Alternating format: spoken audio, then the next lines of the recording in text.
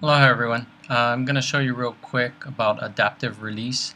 When you first create your content and you put it in a location, as you see here, it's in a location in the PD activities, and underneath it, it doesn't tell you anything. But if you look at another item, it says enabled adaptive release. So that will tell you if it is in use or being used at the time. So I'm going to show you real quickly how to create the adaptive releases. Some of you may be familiar with it, but you have two different types. You have adaptive release and you have adaptive release advanced. I'm going to show you the first one, adaptive release. So in adaptive release, when you can create a rule that has several different components to it. And as you see here, you can create date and time, and you can change the times, so you can set time parameters here. You can go by specific usernames if you have particular students you want, or if you have periods or groups, you can create that so that only they can view it, and that's called by membership.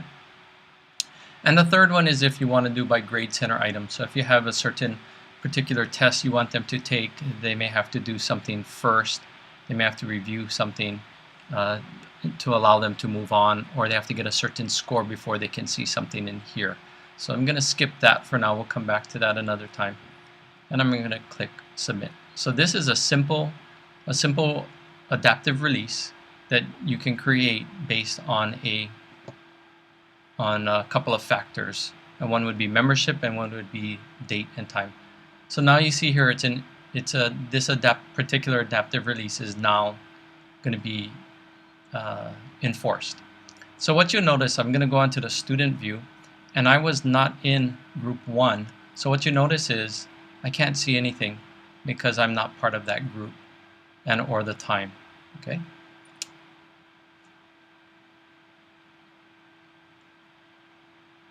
So again, that's a basic adaptive release rule. Again, you go to the chevrons, click on adaptive release,